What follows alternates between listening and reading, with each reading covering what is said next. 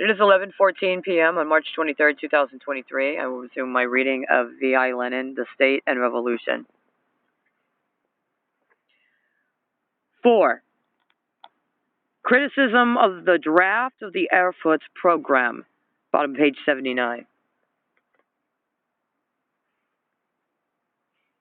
In examining the Marxian teaching on the state, the criticism of the draft of the Erfurt program, sent by Engels to Kautsky on June 29, 1891, and published only 10 years later in Neue Zeit, cannot be ignored, for it is precisely the opportunist views of social democracy on questions of state structure that this criticism is mainly concerned with. We shall note in passing that Engels also makes an exceedingly valuable observation on questions of economics, which shows how attentively and thoughtfully he watched the various changes being undergone by modern capitalism, and how for this reason he was able to foresee to a certain extent the task of our present, the imperialist epoch. Here is the passage referring to the word planlessness, Planlosigkeit, used in the draft program as characteristic of capitalism. Engels writes, quote, "When we pass from joint stock companies to trust which assume control over and monopolize whole branches of industry, it is not only private production that ceases, but also planlessness." Neue Zeit, volume 21, 1901-2, page 8, end quote. Here we have what is most essential in the theoretical appraisal of the latest phase of capitalism, i.e. imperialism, viz. That capitalism becomes monopoly capitalism. The latter must be emphasized because the erroneous bourgeois reformist assertion that monopoly capitalism, or state monopoly capitalism, is no longer capitalism, but can already be termed state socialism, or something of that sort, is most widespread. The trusts, of course, never produced, do not now produce, and cannot produce complete planning. But however much they do plan, however much the capitalist magnates calculate in advance the volume of production on a national and even on an international scale, and however much they systematically regulate it, we still remain under capitalism. Capitalism in its new stage, it is true, but still, undoubtedly capitalism. The proximity of such capitalism to socialism should serve the genuine representatives of the proletariat as an argument proving the proximity, facility, feasibility, and urgency of the socialist revolution, and not at all as an argument in favor of tolerating the repudiation of such a revolution and the efforts to make capitalism look more attractive, an occupation in which all the reformists are engaged. But let us return to the question of the state. In this letter, Engels makes 3 particularly valuable suggestions. First, as regards the Republic. Second, as regards the connection between the national question and the structure of state. And third, as regards local self-government. As regards the Republic, Engels made this the center of gravity of his criticism of the draft of the Erfurt program.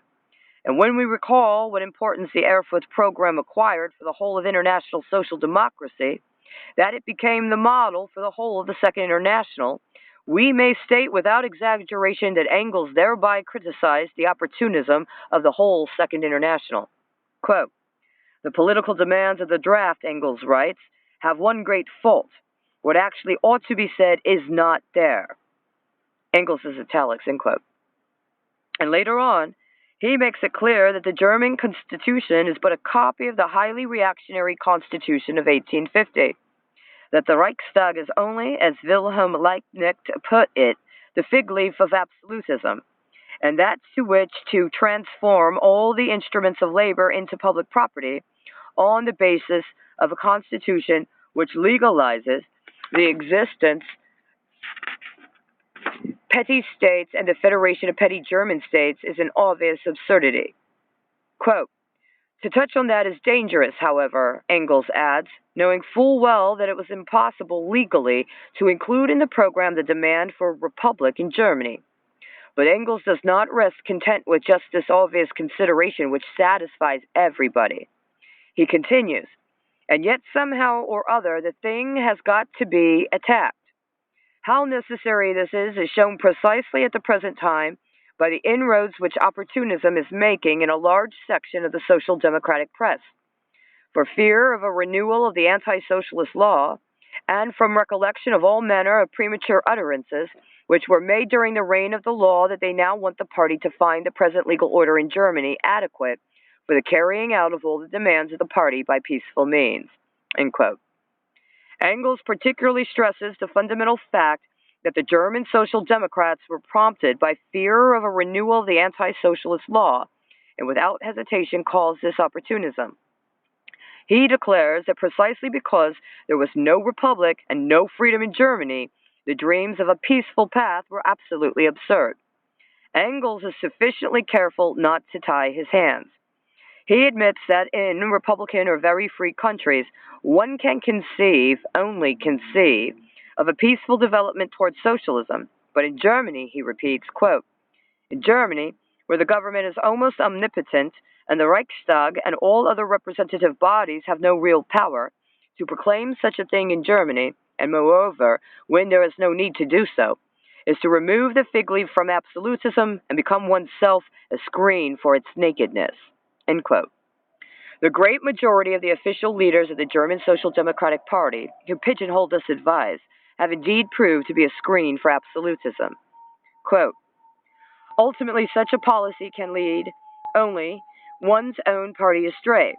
They put general, abstract political questions into the foreground, thus concealing the immediate concrete questions, the questions which, at the first great events, the first political crisis, put themselves on the agenda. What can result from this except that at the decisive moment the party is suddenly left without a guide, that unclarity and disunity on the most decisive issues reign in it because these issues have never been discussed? This forgetting of the great main standpoint for the momentary interests of the day, this struggling and striving for the success of the moment without consideration for the later consequences, this sacrifice of the future of the movement for its present may be honestly meant, but it is and remains opportunism, and honest opportunism is perhaps the most dangerous of all. If one thing is certain, it is that our party and the working class can only come to power under the form of the Democratic Republic. This is even the specific form for the dictatorship of the proletariat, as the great French Revolution has already shown. End quote. Engels repeats here in a particularly striking form the fundamental idea which runs like a red thread through all of Marx's works, namely, that the Democratic Republic is the nearest approach to the dictatorship of the proletariat. For such a republic, without in the least abolishing the rule of capital and therefore the oppression of the masses and the class struggle, inevitably leads to such an extension, development, unfolding, and intensification of the struggle that, as soon as there arises the possibility of satisfying the fundamental interests of the oppressed masses, this possibility is realized inevitably and solely through the dictatorship of the proletariat, through the leadership of those masses by the proletariat. These, too, are forgotten words of Marxism for the whole of the Second International, and the fact that they have been forgotten was demonstrated with particular vividness by the history of the Menshevik Party during the first half of the Russian Revolution of 1917. On the subject of a federal republic, in connection with the national composition of the population, Engels wrote, quote, what should take the place of present-day Germany? With its reactionary monarchical constitution and its equally reactionary division into petty states, a division which perpetuates all the specific features of Prussianism instead of dissolving them in Germany as a whole. In my view, the proletariat can only use the form of the one and indivisible republic. In the gigantic territory of the United States, a federal republic is still on the whole a necessity, although in the eastern states it is already becoming a hindrance. It would be a step forward in England, where the two islands are peopled by four nations, and in spite of a single parliament, three different systems of legislation exist side by side even today. In little Switzerland, it has long been a hindrance, tolerable only because Switzerland is content to be a purely passive member of the European state system. For Germany, federalization on the Swiss model would be an enormous step backward. 2 points distinguish a union state from a completely unified state. First, that each separate state forming part of the Union, each canton, has its own civil and criminal legislative and judicial system, and second, that alongside of a popular chamber, there is also a federal chamber in which each canton, large and small, votes as such. In Germany, the Union state is the transitional state to the completely unified state, and the revolution from above of 1866 and 1870 must now be reversed, but supplemented by a movement from below. End quote. Far from displaying indifference in regard to the forms of state, Engels, on the contrary, tried to analyze the transitional forms with the utmost thoroughness in order to establish, in accordance with the concrete historical specific features of each separate case, from what and into what the given transitional form is passing. Approaching the matter from the point of view of the proletariat and the proletarian revolution, Engels, like Marx, upheld democratic centralism, the republic, one and indivisible. He regarded the federal republic either as an exception and a hindrance to development, or as a transitional form from a monarchy to a centralized republic, as a step forward under certain special conditions. And among these special conditions, the national question comes to the front. Although mercilessly criticizing the reactionary nature of small states and the screening of this by the national question in certain concrete cases, Engels, like Marx, never betrayed a trace of a desire to brush aside the national question, a desire of which the Dutch and Polish Marxists are often guilty as a result of their perfectly justified opposition to the narrow Philistine nationalism of their little states. Even in regard to England, where geographical conditions, a common language, and a history of many centuries would seem to have put an end to the national question and the separate small divisions of England, even in regard to that country, Engels reckoned with the patent fact that the national question was not yet a thing of the past, and recognized in consequence that the establishment of a federal republic would be a step forward. Of course, there is not the slightest hint here of Engels abandoning the criticism of the shortcomings of a federal republic, or that he abandoned the most determined propaganda and struggled for a unified and centralized democratic republic. But Engels did not at all understand democratic centralism in the bureaucratic sense in which this term is used by bourgeois and petty bourgeois ideologists, the anarchist among the latter. His idea of centralism did not in the least preclude such broad local self-government as would combine the voluntary defense of the unity of the state by the communes and districts with the complete abolition of all bureaucracy and all ordering from above. Enlarging on the program views of Marxism on the state, Engels wrote, quote, "So then, a unitary republic, but not in the sense of the present French Republic, which is nothing but the empire established in 1798 without the emperor. From 1792 to 1798, each department of France, each commune, Gemeinde, enjoyed complete self-government on the American model, and this was what we too must have. How self-government is to be organized and how we can manage without a bureaucracy has been shown to us by America and the First French Republic, and is being shown even today by Canada, Australia, and other English colonies.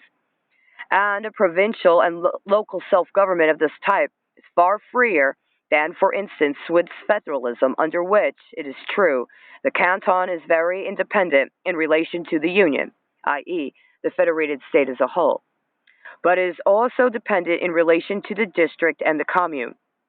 The cantonal governments appoint the district governors, Bezirksstaathalter, and prefects, a feature which is unknown in English-speaking countries, and which we shall have to abolish here just as resolutely in the future, along with the Prussian Landrate and Regierungsratsräte, commissioners, district police chiefs, governors, and in general all officials appointed from above. Accordingly, Engels proposes the following wording for the self-government clause in the program: complete self-government for the provinces, gubernias and regions, districts and communities through officials elected by universal suffrage, the abolition of all local and provincial authorities appointed by the state. End quote.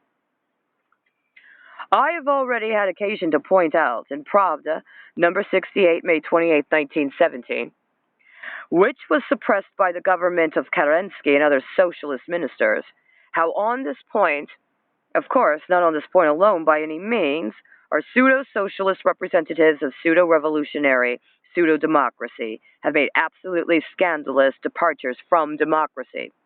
Naturally, people who have bound themselves by a coalition with the imperialist bourgeoisie have remained deaf to this criticism. It is extremely important to note that Engels, armed with facts, disproves by a most precise example the prejudice which is very widespread, particularly among petty bourgeois Democrats, that a federal republic necessarily means a greater amount of freedom than a centralized republic. This is not true. It is disproved by the facts cited by Engels regarding the centralized French Republic of 1792 to 98 and the federal Swiss Republic. The really democratic centralized republic gave more freedom than the federal republic. In other words, the greatest amount of local, provincial, and other freedom known in history was accorded by a centralized and not by a federal republic. Insufficient attention has been and is being paid in our party propaganda and agitation to this fact, as indeed to the whole question of the federal and the centralized republic and local self-government. Concluding the section at the bottom of page 88.